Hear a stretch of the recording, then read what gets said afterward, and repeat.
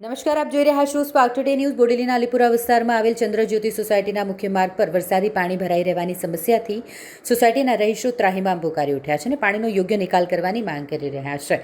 Alipura Halol road પર આવેલ ચંદ્રજ્યોતિ સોસાયટીમાં થોડો વરસાદ વરસે એટલે સોસાયટીમાં જવાના માર્ગ પર પાણી ભરાઈ જાય। વર્ષોની આ સમસ્યા જેના કારણે સોસાયટીના રહીશો ત્રસ્ત થઈ ગયા છે। મુખ્ય રસ્તા પર પાણી ભરાઈ જાય એટલે હાલાકી પડે છે। વરસાદી પાણી ભરાઈ જાય એટલે જીવજંતુ સરીસૃપ જીવો એ પણ ઘરમાં આવી જતા હોય છે। પાણી ભરાવાથી મચ્છરજન્ય રોગો થવાની ભીતિ છે। સ્થાનિક રહીશો આ સમસ્યાનું નિરાકરણ લાવવામાં આવે તેવી માંગ કરી રહ્યા છે। વરસાદી પાણી જમા થઈ જવાથી સોસાયટીમાં અવરજવર કરવામાં પણ મુશ્કેલી થાય અને ત્યારે વહેલી સમયે આ સમસ્યાનું નિરાકરણ લાવવામાં આવે તંત્ર દ્વારા તેવી સ્થાનિકોની માંગ છે। અમે બોડેલી ચંદ્રજ્યોતિ સોસાયટીમાં વર્ષોથી રહી છે, પણ પાણીનો નિકાલ થતો આ જ સમસ્યા છે।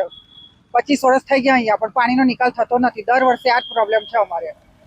ઝેરી જાનવર પણ સાપ ને બધું આવી જાય છે, છોકરાઓ બીમાર પડી જાય છે।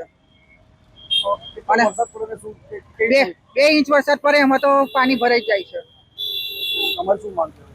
હવે પાણીનો નિકાલ થઈ જ માંગ છે અમારી, બસ। નામ? રેખાબેન પંચાલ। અમારી એ સમસ્યા છે, અમે ચંદ્રજ્યોતિ સોસાયટીમાં રહીએ છીએ અને કેટલા વર્ષોથી અહીં પાણી ભરાઈ જાય છે। થોડુંક બી વરસાદ થાય તો અહીં પાણી ભરાઈ જાય છે। અહીં કોઈ બીમાર થઈ જાય તો એમ્બ્યુલન્સ સુધા બી અંદર આવવામાં તકલીફ પડે છે। નાના બાળકોને સ્કૂલે જવા માટે તકલીફ પડે છે। કેવી રીતે જવાનું? આના પાણી ભરાઈ જાય અને કેટલી બધી બીમારીઓ બી ઉત્પન્ન થાય છે। મલેરિયા છે, ડેન્ગ્યુ છે, મચ્છરોનો બી એટલો બધો ત્રાસ છે। પાણી નીકળતું નથી। અહીં આ પાણીના લીધે ઘણી બધી તકલીફો અમને થાય છે। પાણીનો કઈ નિકાલ કરો। હું બોડેલી ચંદ્રજ્યોતિમાં રહું છું। 1985 સોસાયટી બનેલી છે। આમાં વારંવાર આ સ્થિતિ પાણીની આ લાઈનમાં બીજી લાઈનમાં સર્જાય છે। બહેનોએ કીધું એ બિલકુલ સાચી વાત છે। તો આનું મારે ઘટતું કરવું જોઈએ। પાણી જલ્દી આનું નિરાકરણ મારે લાવવું પડે।